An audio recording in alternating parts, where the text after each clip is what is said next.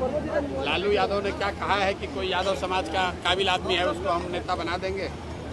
अरे ये जात उपचार करने वाले जो नेता हैं ये जात की राजनीति नहीं कर रहे हैं, ये अपने परिवार की राजनीति कर रहे हैं। अरे भैया, जब दिमागे ठीक नहीं है, दिमाग काम नहीं कर रहा है तो किसी मीटिंग में जाएंगे, किसी में नहीं जाएंगे। और ऐसे व्यक्ति को बीजेपी ने थोप रखा है बिहार पर सिर्फ इसलिए कि 12 सांसदों का समर्थन दिल्ली में मिलता रहे। लालू यादव किसको परिवार से निकाल रहे हैं, किसको परिवार में रख रहे हैं, इससे बिहार का क्या लेना देना है। लालू यादव ने क्या कहा है कि कोई यादव समाज का काबिल आदमी है उसको हम नेता बना देंगे।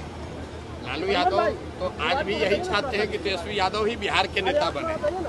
हम लोग तो जन स्वराज में हमने ओपन कहा है कि राजद की ओर से लालू जी ये कह दें कि अगर वो जात की बात करते हैं, छोड़िए पूरा बिहार का बात, अगर उनको यादवों की चिंता है तो यादव समाज से किसी आदमी को मुख्यमंत्री का चेहरा घोषित कर दे, जन स्वराज उनके समर्थन में खड़ा हो जाएगा। खड़ा होकर दिखाइए। अरे ये जात उपचार करने वाले जो नेता हैं ये जात की राजनीति नहीं कर रहे हैं, ये अपने परिवार की राजनीति कर रहे हैं, अपने बच्चों की राजनीति कर रहे हैं। इनको किसी की चिंता नहीं।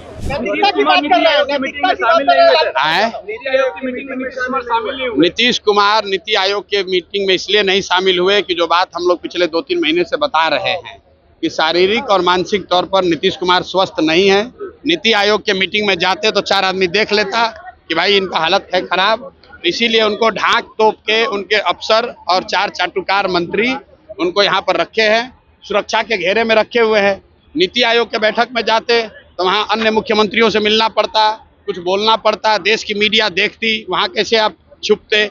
इसीलिए डर के मारे नहीं गए और आज गए हैं। एनडीए के मुख्यमंत्री और दूसरे नजरिए से देखिए, जो देश का सबसे गरीब और पिछड़ा राज्य बिहार है, उसका मुख्यमंत्री विकास के लिए नीति आयोग के बैठक में नहीं जाता है और आज दिल्ली गए हैं कि जदयू को सीट 2 को ज्यादा मिले कि कम मिले। अपने आधी मीटिंग से उठ के चले आए हैं। अरे भैया, जब दिमागे ठीक नहीं है, दिमाग काम नहीं कर रहा है तो किसी मीटिंग में जाएंगे, किसी में नहीं जाएंगे।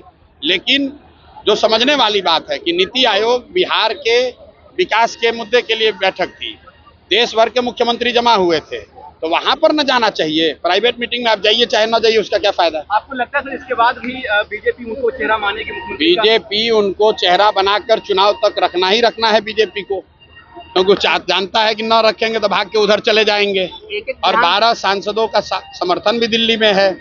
आप बताइए, बिहार के किसी सामान्य परिवार का बच्चा अगर उसको सिपाही बनना है तो उसको फिजिकल टेस्ट देना है, अगर उसको शिक्षक बनना है तो उसको मेडिकल टेस्ट देना है।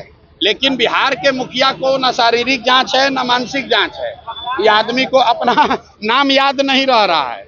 किसी महिला को स्टेज पर पकड़ लिया, किसी राष्ट्रीय गान हो रहा है उसमें थपड़ी बजाने लगा, किसी आदमी को मान लीजिए कि उसका शोक में गए हैं वहां पर गाना गा रहे हैं।